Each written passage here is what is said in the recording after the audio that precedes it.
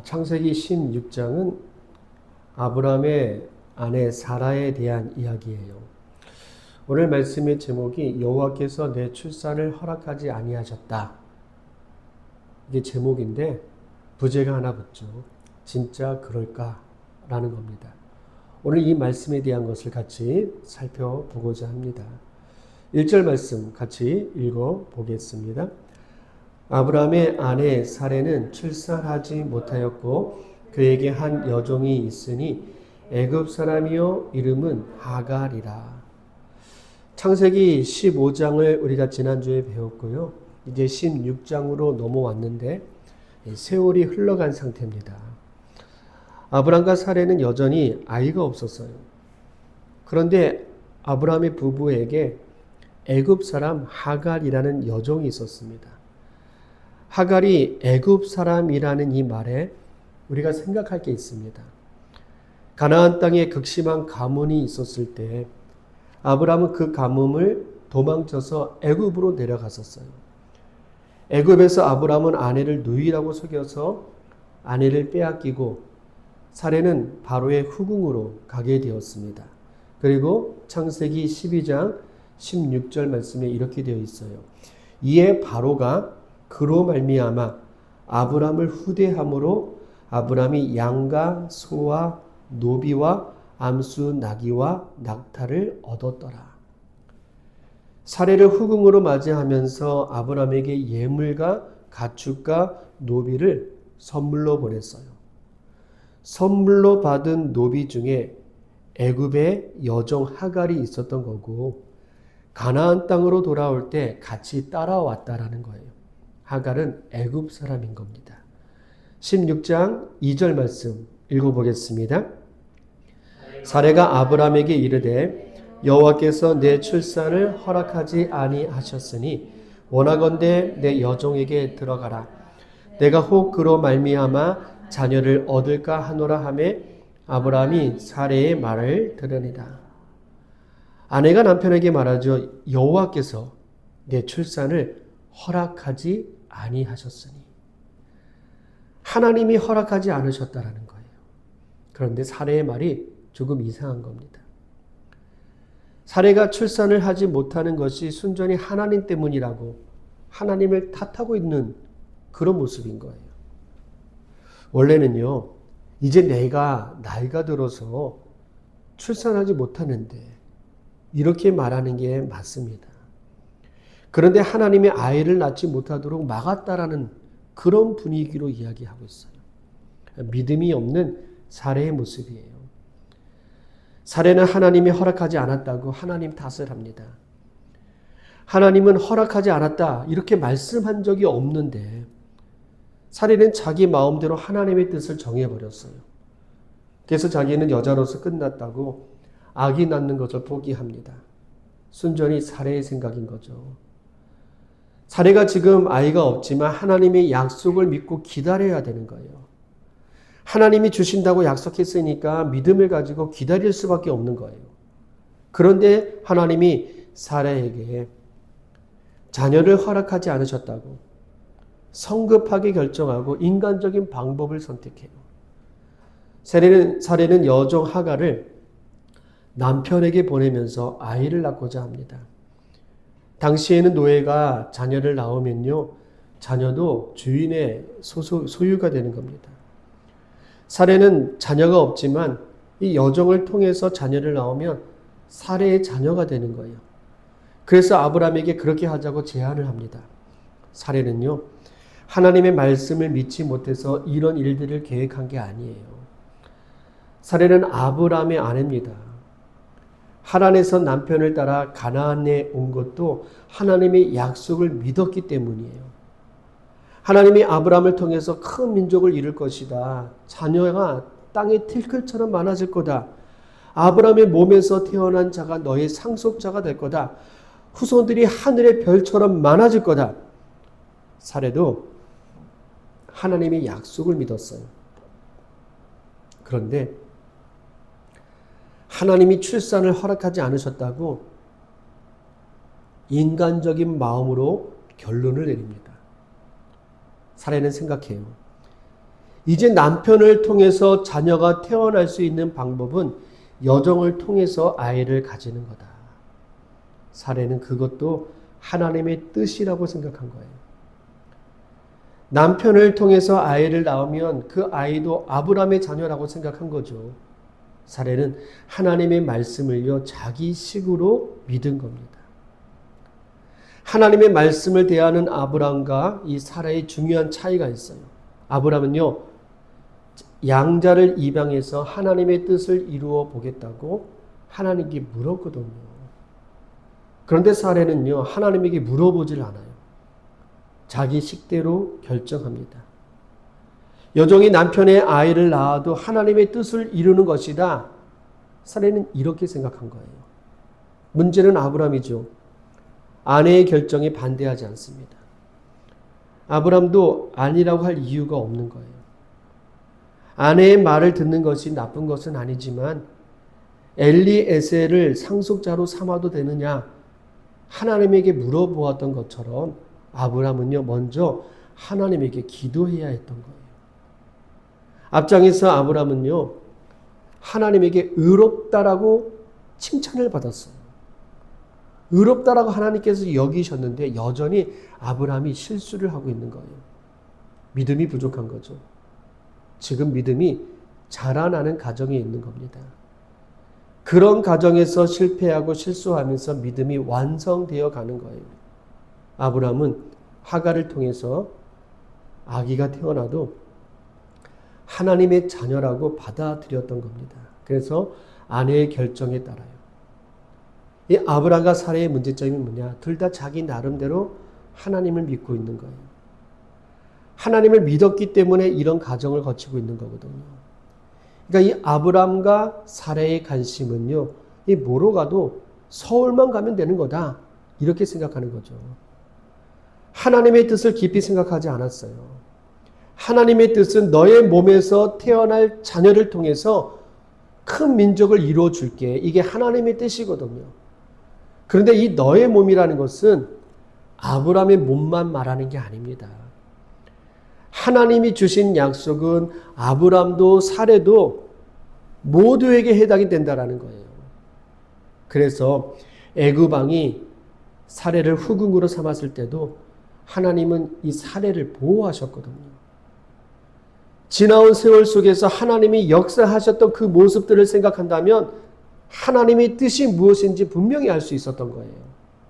그런데 사례는 하나님의 말씀을 깊이 생각하지 않고 자기 방식으로 처리를 합니다. 신앙생활에서 제일 무서운 것은 자기 믿음으로 결정하는 거예요. 자기 방식이 믿음이라고 생각해요. 하나님의 방법도 빠져 있고 하나님의 뜻도 빠져 있고 하나님에 대한 생각도 빠져 있는 거예요. 사례는 하나님을 믿었어요. 남편을 사랑했습니다. 남편을 통해서 큰 민족이 이루어지기를 소망했어요.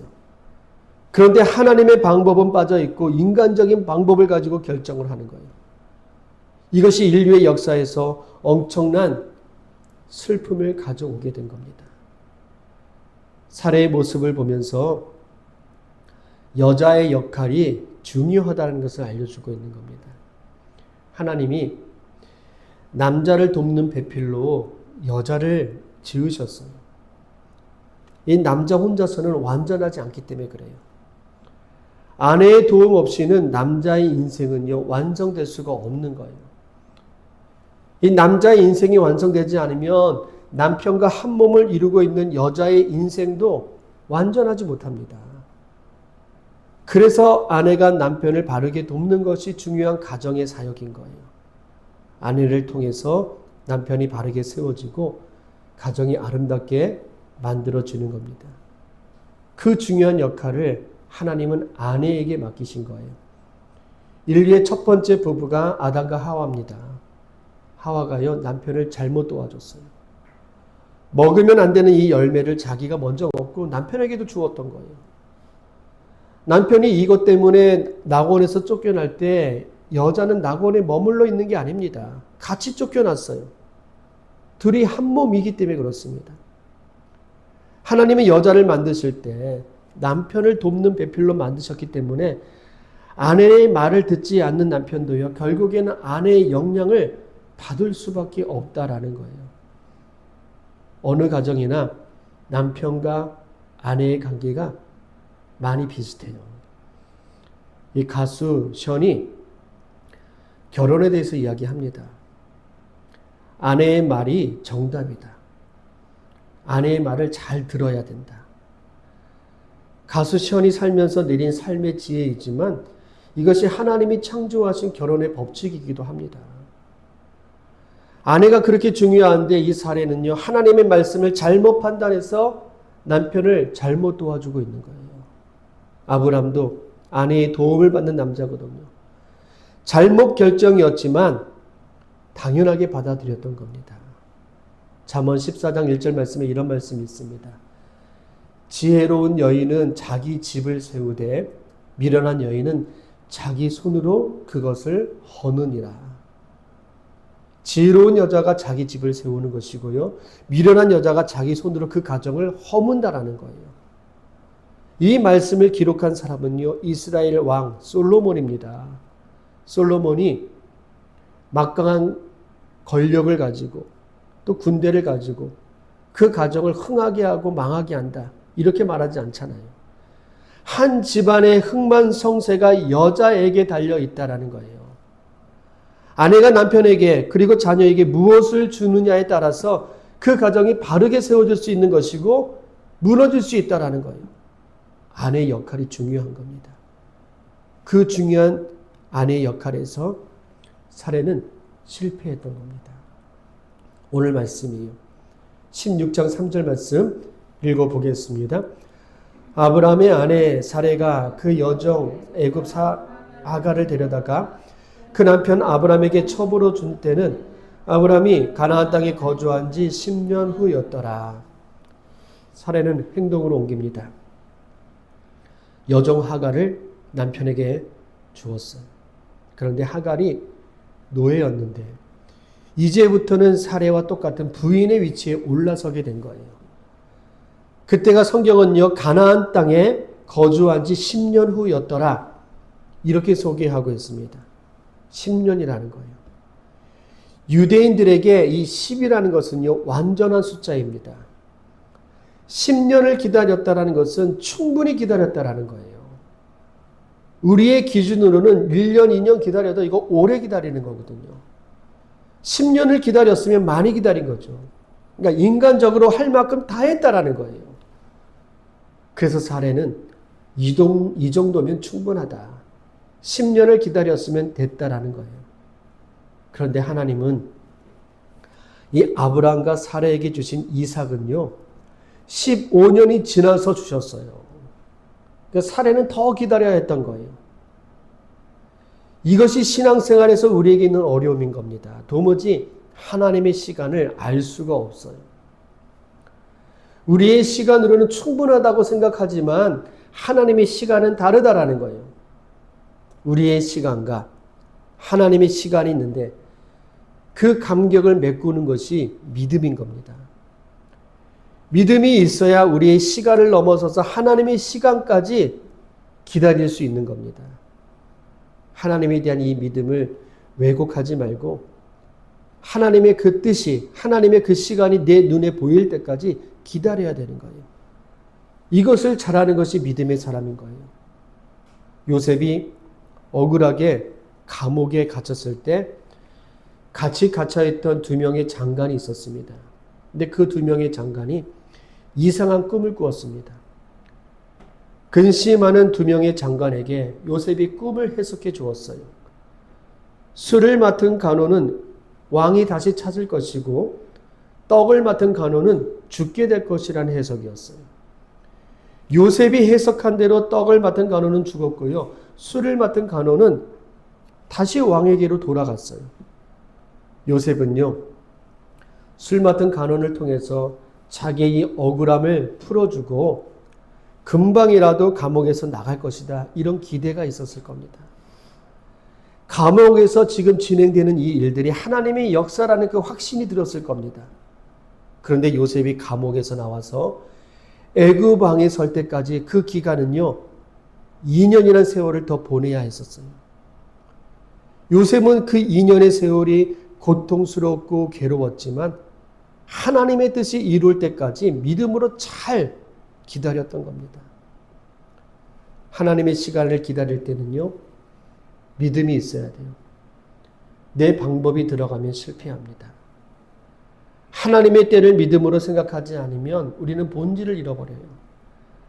하나님의 때를 기다리지 못하고 그 때를 우리가 결정한다면 우리는 우리의 경험과 방법으로 할 수밖에 없다라는 거예요.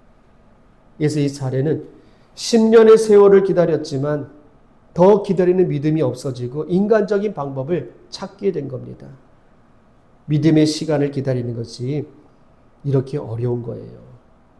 언제인지 알 수 없지만 하나님의 시간에 하나님의 뜻이 이루어질 때까지 기다리는 그 믿음이 우리에게 있기를 바라겠습니다. 하나님의 시간을 기다린다는 것은요, 우리의 생각이 바뀌고 우리의 태도가 변화되는 시간입니다. 하나님의 시간은 우리의 믿음이 자라서 열매가 열리는 시간이에요.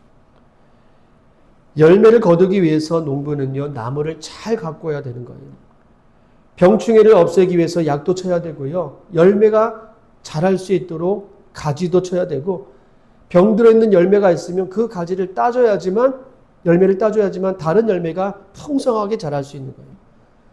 그런 수고가 있어야 열매가 자라는 겁니다. 하나님의 시간이 그런 시간이라는 거예요. 열매 맺기 시작했어요. 그 열매가 자랄 때까지 내 자신을 변화시키고 내 생각을 바꾸고 믿음을 키워가는 시간인 겁니다. 하나님의 시간에 우리는 더 멋지고 근사한 믿음의 사람으로 변화될 수 있게 되기를 축복합니다. 우리 16장 4절 말씀 읽어볼게요.